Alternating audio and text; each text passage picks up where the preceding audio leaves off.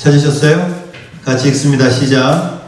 하늘의 진노가 불의로 진리를 받는 사람들의 모든 경건하지 않음과 불의에 대하여 하늘로부터 나타나느니. 아멘. 네, 여러분 오늘 우리가 다루는 주제는 조금 무거운 이야기입니다. 매주 무겁지만 유달리 무겁고 특별히 현대교회에서는 잘 다루지 않으려고 하는 주제입니다. 우리 사회 전반에서도 가르치지 않는 내용이죠. 여러분 어떻습니까? 우리 어릴 때, 저는 어릴 때 많이 맞았어요. 많이 맞았어요? 부모님께? 네, 착하게 자랐나 봐요. 근데 요즘에는 매를 잘 안 들죠, 그죠?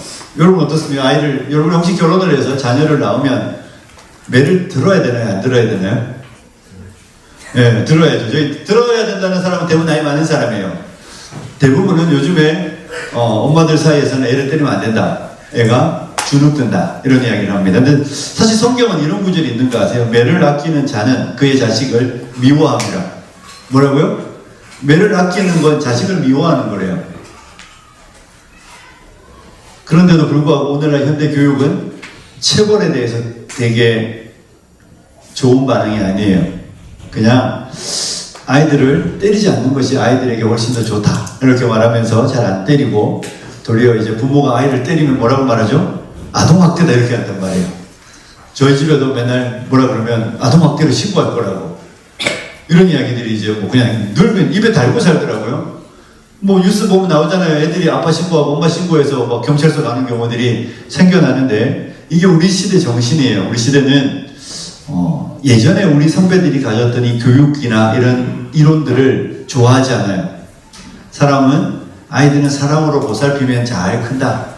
아이들은 사랑해주고 쓰다듬어 마치 강아지 키우듯이 쓰다듬어주고 잘하면 잘 큰다는 생각이 우리 시대에 되게 지배적이에요. 그래서 체벌이나 매를 드는 것에 대해서는 되게 엄격하고 사람들이 싫어하는 경우들이 있습니다.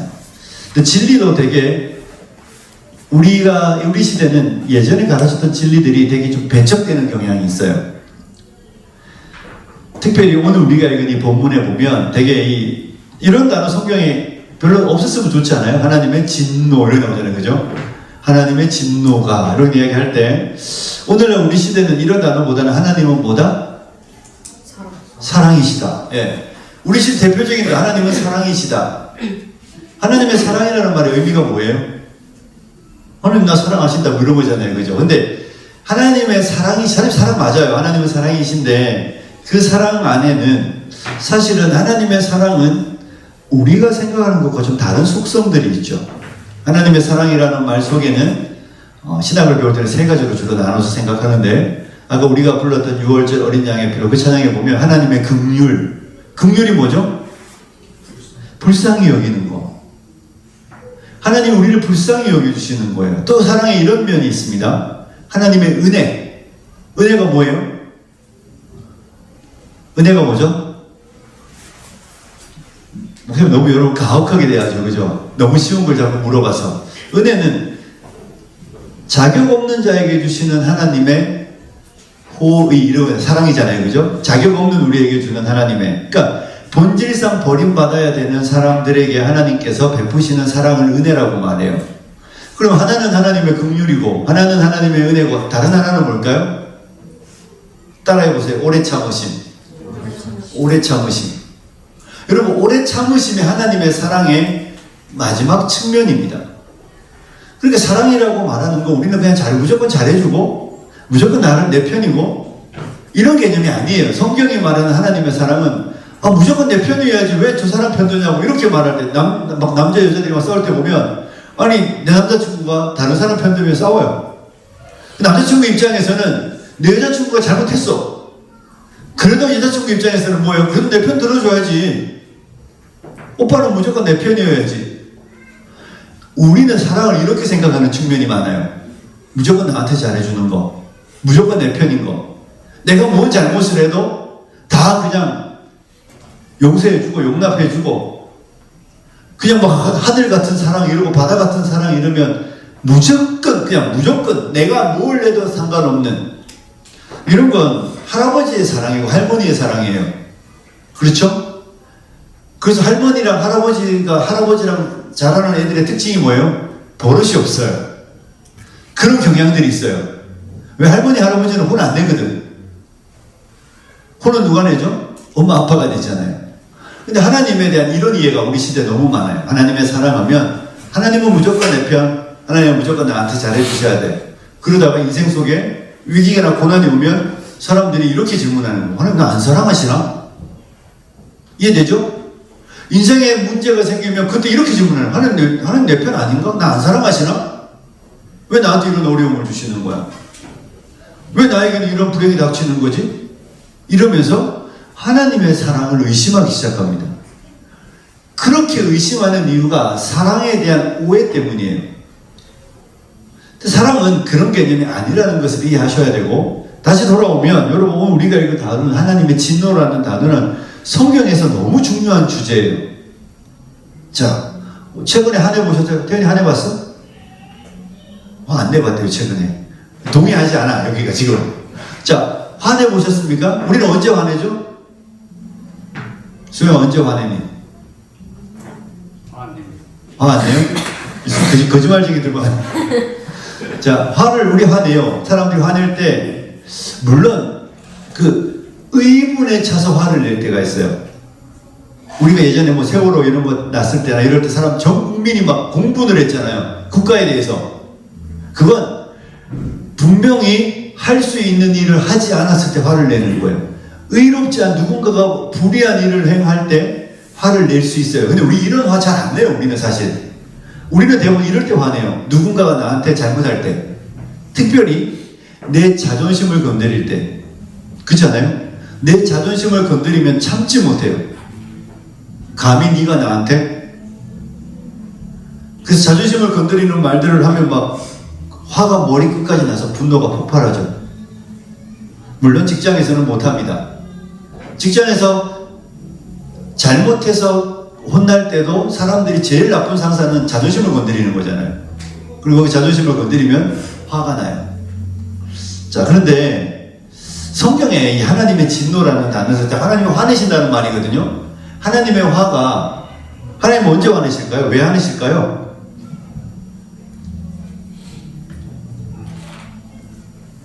하나님이 막 우리처럼 자존심 상해서 화내실까요? 하나님 우리처럼 누군가 하나님에 대해서 하는 말 때문에 화내실까요? 자, 하나님의 진노는요, 아주 분명해요. 하나님은 여기에 관해서만 진노하세요. 딱 하나예요. 무엇에 관하여? 악에 관하여. 뭐에 관하여? 악. 좁은 의미로는 죄에 대하여 진노하시는 거예요. 하나님은 악을 눈감아 주시는 분이 아닙니다. 하나님은 악에 관해서는 항상 의로운 심판자가 되시는 거예요. 오직 하나님의 진노는 악을 향하여, 죄를 향하여서만 나타납니다. 그래서 우리는 이 하나님의 진노라는 단어를 잘 아셔야 돼요. 하나님의 진노라는 단어를 이해하지 못하는 사람은 사실은 성경에 아무것도 모르는 거예요. 인류 역사에 대해서 아는 게 하나도 없는 거예요.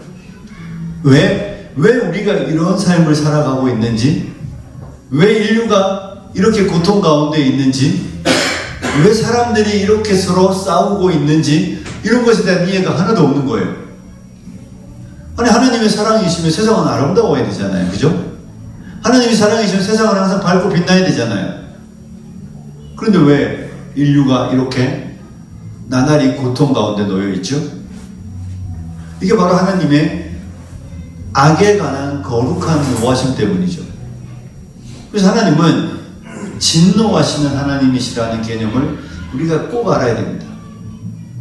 이 개념을 알지 않고 예수를 믿는다는 말은 순전히 거짓말이고, 그 예수 믿는 건 예수 믿는 게 아니에요. 자, 여러분, 성경은 하나님의 진노의 이야기로 가득 차 있습니다. 가장 먼저 하나님께서 악에 관하여, 죄에 관하여 노하신 게 어디예요? 언제? 성경에서. 언제죠? 에덴 동산에서. 아담과 하와가 하나님이 정하신, 말씀하신 선악을 알게 하는 나무의 실과를 먹는 날에는 정녕 뭐하리라? 죽으리라. 그 불순종에 관하여 하나님은 노하셨습니다. 그래서 그들을 에덴 동산에서 쫓아내셨어요.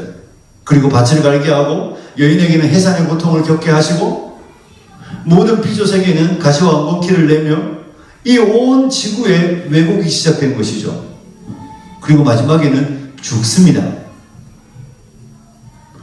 아담은 죽음이라는 것을 몰랐을 거예요. 처음에는, 그죠? 죽는다는 개념을 모르죠.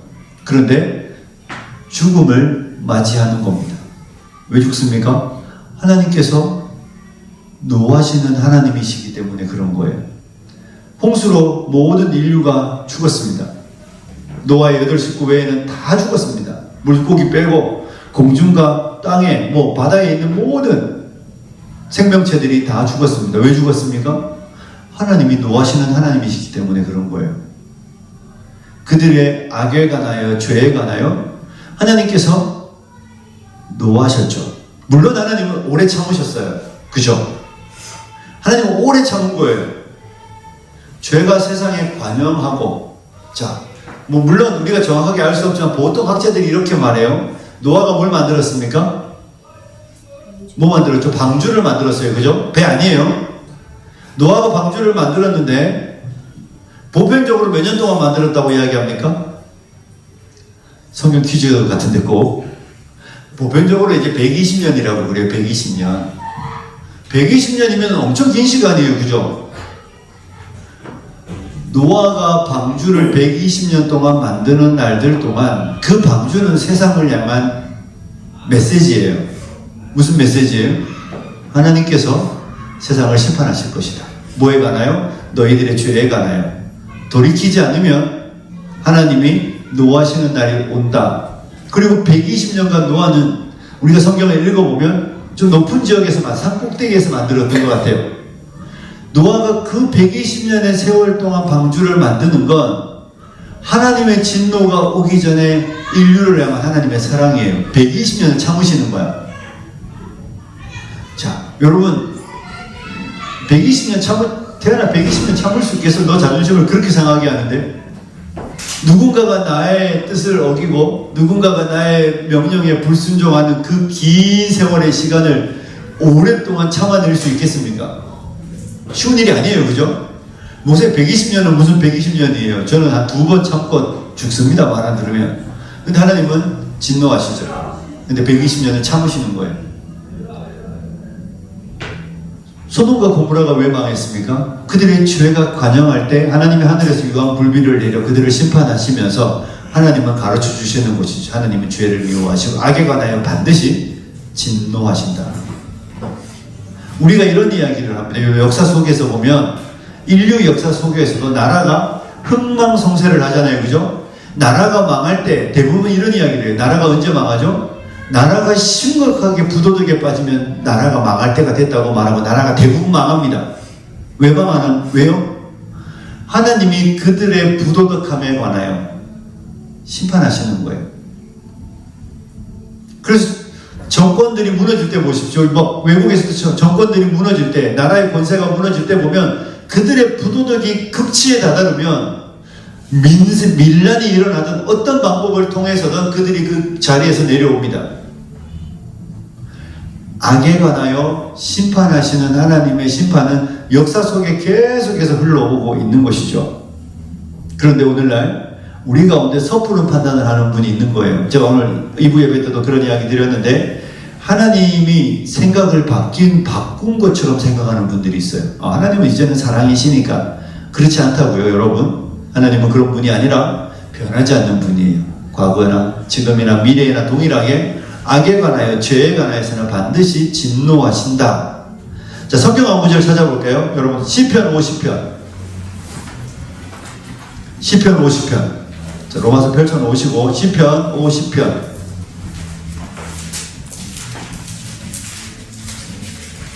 시편 50편 21절과 22절입니다. 시편 50편 21절 22절 함께 읽을까요? 같이 읽습니다. 시작. 이를 행하여도 내가 잠잠하였더니 내가 나를 너와 같은 조로 생각하였도다. 그러나 내가 너를 책망하여 내 죄를 내 눈앞에 낱낱이 드러내리라 하시는도다. 하나님을 잊어버린 너희여 이제 이를 생각하라.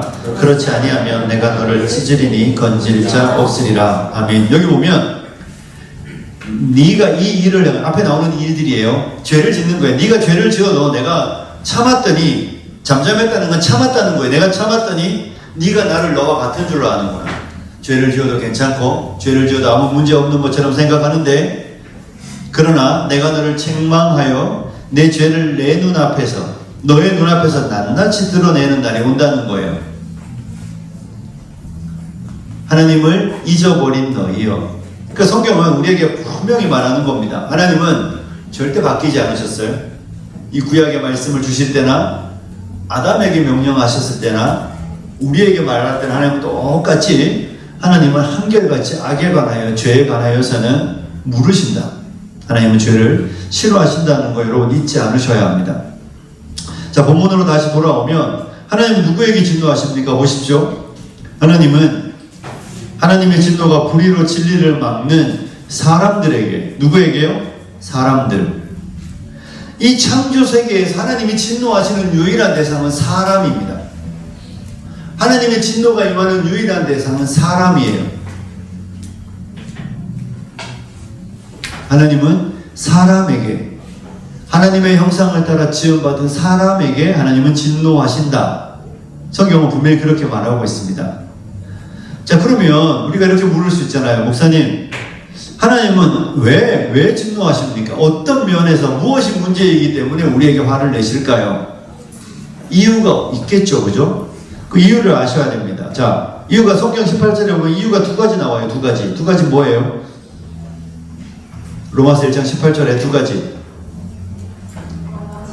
경건하지 않은, 또 하나는요, 불의. 예. 하나는 경건하지 않은 거고 하나는 불의한 거예요. 하나님의 심판의 이유는 사람들이 경건하지 않고 사람들이 불의하기 때문이에요. 여기 보면 불의로 진리를 막는 사람들의 모든 경건하지 않음과 불의에 대해서 나타난다고 그러잖아요. 그죠? 진리가 드러나야 돼요, 여러분. 진리가 드러나야 되는 거예요. 세상은 진리가 드러나야 하나님이 기뻐하시는 거예요. 그런데 불의가 진리를 막아버리는 것이죠. 불의가 진리가 드러나지 못하도록 막는 거예요. 그게 이 시대의 문제예요. 그리고 불의가 진리를 막는 가장 구체적인 두 가지 측면이 있는데, 하나는 경건하지 않은 것, 다른 표현으로 말하면 불경건이에요. 다른 하나는 불의한 거예요. 그러니까 둘 다 반대말은 경건이겠고 또 반대말은 의겠죠. 자, 불경건이 뭐예요? 경건. 교회 오래 다녔는데 경건이란, 교회에서 쓰는 경건이라는 단어는 뜻이 뭘까요? 경건. 너무 힘들죠. 자꾸 질문을 해서. 경건이 뭘까요? 경건은 일단 이런 거예요. 경건은 하나님을 향한, 누구를 향한? 하나님을 향한 합당한 자세예요. 그러니까 경건이라는 단어를 쓸 때에는 사람 앞에 경건한 게 아니에요. 하나님 앞에 경건하다고 말할 때는 하나님을 향하여 우리가 바른 자세, 하나님을 향한 바른 행동, 하나님 앞에서 행하는 바른 삶이 경건하다, 이렇게 말하는 거예요. 누군가가 경건하다고 말하면 그 경건은 하나님 앞에서 그 사람이 상당히 신앙적인 사람이구나, 이렇게 말하는 거죠. 그런데 사람들이 뭐라고요? 불경건하다, 경건하지 않는 거예요. 그리고 그것은 하나님의 진노의 이유가 된다는 것입니다. 21절에 보면 이런 말이 나와요. 21절 같이 한번 읽어볼래요? 로마서 1장 21절. 자, 같이 읽어봅니다. 시작.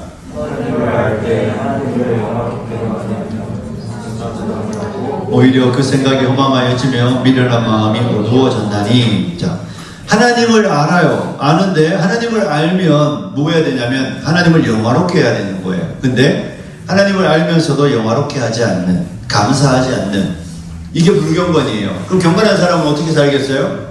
하나님을 알게 되면서 하나님을 영화롭게 하는 것이죠. 하나님을 알면서 하나님께 감사하는 거예요. 하나님을 알기 때문에 하나님께 참된 예배를 드리는 사람이 경건한 사람이에요. 그런데 이 땅에 있는 사람들은 하나님은 아는데 하나님을 영화롭게 하지 않고, 하나님을 아는데 하나님께 감사하지 않고, 하나님을 아는데 하나님께 예배하지 않고 우상에게 예배하고 다른 것을 섬기며 다른 것을 사랑할 때 하나님이 그에 관하여 진노하시는 것이죠.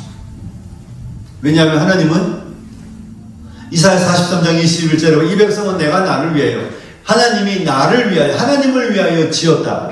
그리고 나의 찬송을 부르게 하려 함이라 이렇게 말하는 것이죠. 우리가 있는 이유는, 여러분과 제가 있는 이유는 하나님을 예배하기 위해 있는 거예요. 하나님을 예배하기 위해 있는 거잖아요. 그런데 하나님을 예배하지 않는 것이죠. 하나님께 감사해야 되는데 하나님께 감사하지 않아요.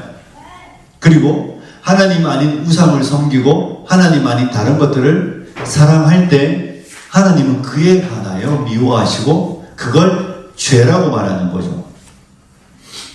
하나님을 예배하지 않는 거 죄예요. 여러분, 그러니까 세상 사람들 중에 우리 이런 이야기하는 사람들 있잖아요. 목사님 제 친구 중에요, 엄청 착한 애 있어요. 진짜 착해요. 교회는 안 다니는데 진짜 착해요. 교회는 안 다니는데 진짜 착해요. 이러면서 우리는 그 사람이 죄 없는 사람인 것처럼 생각하는데 교회를 안 다니는 게 죄예요. 교회를 안 다니는 게 죄인 이유는 하나님을 예배하는 자로, 하나님을 섬기는 자로, 하나님을 앞에 하나님만 사랑하는 자로 지음을 받았는데 하나님을 안 섬기니까 이미 그 사람은 착하게 사는 게 아무 의미 없이 그게 죄인 거예요. 무슨 말인지 이해하시죠? 그러니까 인류가 심판을 받는 이유는, 하나님의 인류에 진노하시는 이유는 사람을 지으신 목적이 하나님을 예배하는 자인데 하나님 예배하지 않는 게 죄인 거예요. 그리고 그게 불경건하다고 표현하는 거예요. 그러니 하나님의 심판의 한 이유는 사람들의 불경건입니다. 또 하나는 뭘까요? 불의라고 그랬죠. 이건 사람과 사람 사이에 일어나는 행동들이에요. 사람과 사람 사이에는 뭐가 있어야 됩니까? 의로움이 있어야 돼요. 사람과 사람 사이에는 의로운 일들이 일어나야 합니다. 우리는 웬만한 사람들은 의가 뭔지 다 알아요. 그죠? 의를 모르는 사람이 없습니다. 아, 그건 의롭지 못한 행동이야. 의롭지 못한 행동이라는 증거는 모르게 하는 것이죠. 사람들이 모르게 행동하는 이유는 그게 의롭지 않기 때문이에요. 사람들이 은밀하게 은밀하게 행동하는 것들을 자세히 들여다보면 그게 스스로 의롭지 않다는 걸 알아요. 그런데도 의롭지 않음을 알면서도 행해. 그게 악이고 그게 죄인 것이죠. 그 하나님은 사람에게 의롭게 살아가라고 사람을 지으셨습니다. 그런데 사람들이 하나님을 향해서는 불경건하고 사람을 향해서는 불의를 행하는 거예요. 그런데 사실은 불경건한 사람이 불의할 수밖에 없습니다. 하나님을 두려워하지 않는 사람은 사람을 절대 두려워하지 않아요. 하나님을 두려워하지 않기 때문에 죄를 함부로 짓습니다. 반대로 하나님을 두려워하는 사람은요, 사람에 관해서 의롭게 행할 수밖에 없습니다. 그러니까 내가 누군가를 향하여 함부로 하거나 내가 누군가를 속이고 싶거나 내가 누군가에게 죄를 지을 때 여러분 그때 잘 보십시오. 우리 안에 하나님에 대한 두려움이 사라지고 있는 것을 느끼게 되어 있습니다. 하나님이 두렵지 않기 때문에 사람을 향해서도 함부로 죄를 짓고 불의한 말들과 불의한 행동을 하는 것이죠. 그러니까 불의는 사람을 향한 것이다, 이렇게 이해하셔야 됩니다.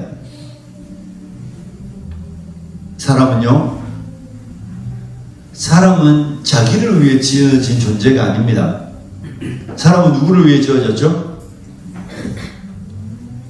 자, 이렇게 한번 옆 사람한테 이야기해보세요. 나는 너를 위해 지원받았어. 이렇게 한번 이야기해보세요.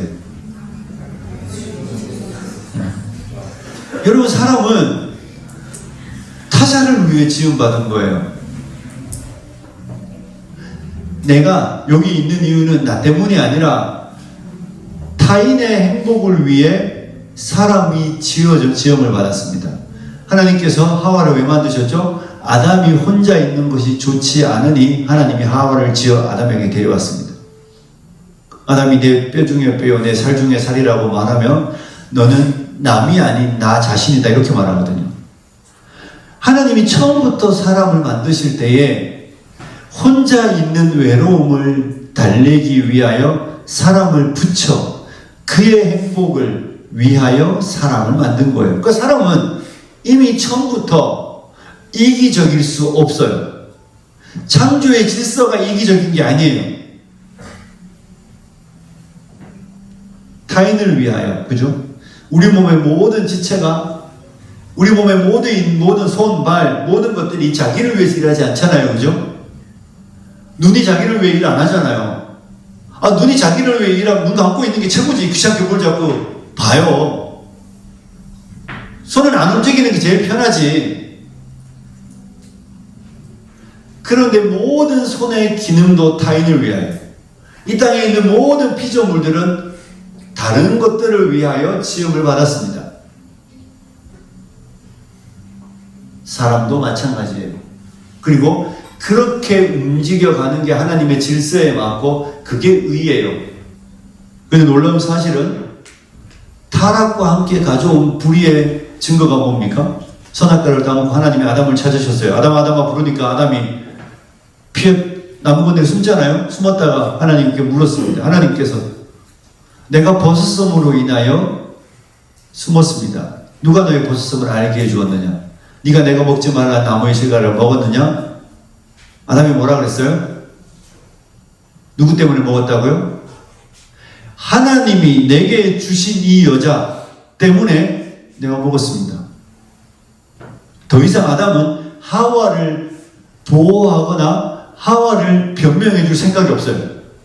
일단 내가 살아야 되니까. 죄가 가져온 결과죠. 자기밖에 모릅니다. 타락은 타인을 보호해야 될 사람이 자기를 살기 위하여 타인을 위험으로 내몰고, 타인을 보존해주고 지켜줘야 될 사람이 타인을 괴로움에 던지고 힘듦에 던져서 나를 행복하게 만드는 것이죠. 이게 죄의 결과예요. 자, 또 질문을 하나 해보겠습니다. 성경에 나오는 인류 최초의 하나님을 향한 질문이 뭡니까? 성경에 나와 있는 인류 최초의 하나님을 향한 질문. 뭘까요? 당연히 모르죠. 자, 여러분, 인류 최초의 살인자가 누구입니까? 가인. 그죠, 가인. 가인이 누구? 아벨을 죽이잖아요? 그 하나님이 가인에게, 야, 네 동생 어디 있냐고 물었습니다. 그때 가인이 뭐라고 말했는지 아세요? 창세기 4장 9절에 보면, 내가 알지 못하나이다. 완전, 그죠? 하나님 앞에서 거짓말을 해요. 나 모른다고. 그러면서 가인이 그 다음에 이런 질문을 던집니다. 내가 내 아우를 지키는 자이니까. 뭐라고요? 하나님, 내가 내 아우를 지키는 자인가요? 가인이 하나님을 향하여 던진 인류 최초의 질문입니다. 그 질문 속에는 인간이 사람에 대한 이해가 다 담겨져 있어요. 가인은 아벨을 지키는 자여야 합니다. 이해되세요? 가인은 아벨을 지키는 자여야 돼요. 그런데 가인은 하나님을 향해 이렇게 질문합니다. 하나님, 내가 내 아우를 지키기 위해 있는 사람입니까? 하나님, 내가 왜 내 아우를 지키고 내가 내 아우를 돌보고 내가 왜 내 아우를 위해 수고해야 되나요? 그건 제 일이 아닌 것 같은데요? 이렇게 가인이 하나님을 향하여 던지고 있죠, 질문을. 질문이 이미 사람의 마음이 어떻게 왜곡되었는지 보여주고 있습니다. 여러분, 우리는 옆에 있는 사람을 지키기 위해 있는 사람입니다. 여러분과 저는 옆에 있는 형제와 자매를, 우리의 가족을, 우리의 자녀들을, 우리의 부모님들을 지키기 위해 있는 사람이에요. 그게 인류가 지음받은 목적이고 사람이 여기 있는 이유예요. 그리고 그 질서에서 벗어나는 모든 것들은 불의한 거예요. 내 형제를 사랑하지 않는 게 죄인 이유가 거기 있는 거예요. 걔는 내 형제잖아. 우리 부모님은 내 부모님이잖아요. 내 친구는 나의 친구잖아요. 하나님이 나로 하여금 그를 돌보고 그를 섬기고 그의 행복을 빌어주고 그를 돌보아주라고 우리에게 관계를 맺게 하신 거예요. 그런데 사람들은 불의합니다. 오늘 우리 시대로 말하면 그게 저랑 무슨 관계가 있습니까? 저는 그를 해하지 않았습니다. 저는 가인처럼 아벨을 죽이지 않았듯이 목사님 저는 제 이웃에 해를 가하지 않았습니다. 이것으로 우리의 의를 주장하지만 해를 가하지 않은 것이 우리의 의의 일부분일 수 있을지는 모르지만 여러분은 해를 가하지 않는 것이 전부라고 생각하면 죄를 짓고 있는 거예요. 해를 가하지 않는 것이 우리의 전부가 아니라 우리의 이웃의 행복을 위하여 수고하는 것이 사람의 창조의 목적입니다. 이해되십니까? 그러니 불의라는 것은 사람을 향하여 행하는 우리의 악한 일들이 다 죄예요. 그리고 그에 관하여 하나님이 심판하시는 것이죠. 자, 여러분 어떻습니까? 이제 말씀을 정리해 갈게요. 여러분은 청년들 특별히 하나님이 노하신다, 진노하신다는 이 개념을 분명히 아셔야 합니다. 제가 아까 2부 예배 때도 설교했는데 하나님은 아들에게 진노하셨습니다. 그렇죠? 하나님은 십자가에서 그 아들에게 진노하셨어요. 하나님의 진노가 십자가에 다 나타나 있어요. 그의 하나밖에 없는 독생자를 사람의 몸을 입게 하시고 그를 십자가에 매단 이후에 하나님은 그에게 하나님의 진노를 쏟아부으셨어요. 그 진노는 아담과 하와에게 내려진 것과 비교할 수 없을 만큼 분명하고 선명한 진노입니다. 세상에 누가 자기 아들을 그렇게 진노와 형벌 가운데 둘 수 있겠습니까? 나는 그렇게 하셨어요. 그게 하나님의 진노의 나타남이죠. 그리고 그 분명한 이유는 우리가 하나님 앞에 행한 죄들 때문이에요. 악에 관하여 하나님은 반드시 진노하십니다. 불경건한 거, 경건하지 않은 거. 사람을 지은 목적이 하나님을 예배하고 하나님을 섬기고 하나님 그분 앞에서 그분을 온전히 사랑하는 자로 지음을 받았는데 하나님을 섬기지 않는 것 자체가 이미 죄인입니다. 그가 죄를 안 지어서 그가 의롭게 살아도 그가 하나님을 섬기지 않으면 죄인이에요. 그가 하나님을 모르고 하나님을 예배하지 않으면 그 사람은 이미 심각한 죄인이에요. 그리고 그 불경건에 관하여 하나님이 진노하시는 거죠. 그리고 또 하나는 불의입니다. 우리는 의가 무엇인지 다 알고 있습니다. 여러분 의가 무엇인지 다 알아요.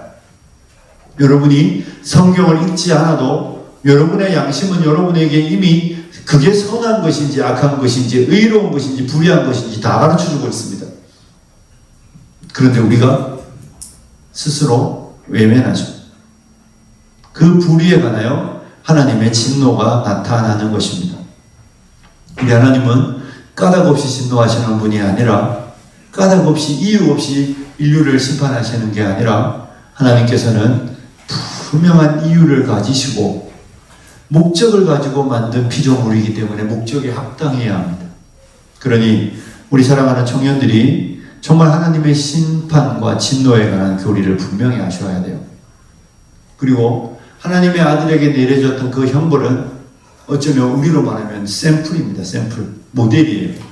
하나님의 진노가 어떤 것인지 분명히 보여주는 한 예이기 때문에 하나님은 그렇게 인류를 향하여 사람들을 향하여 경건하지 않고 불의한 자들에 관하여 심판하실 것입니다. 그래서 우리가 복음을 전해야 되는 이유가 있고 예수를 믿어야 되는 이유가 거기 있는 것입니다. 하나님이 진노하시는 하나님이시기 때문에 그렇습니다. 하나님이 그냥 우리가 아무렇게나 살아도 다 천국 보내주시는 분이라면 굳이 예수 믿을 필요가 뭐 있습니까? 나는 그런 분이 아니신 것이죠. 하나님은 여전히 죄와 악을 미워하시고 혐오하시고 죄에 관하여 반드시 진노하시는, 악에 관하여 반드시 진노하시는 분이시라는 것을 성경에서 우리가 보고 있는 것입니다.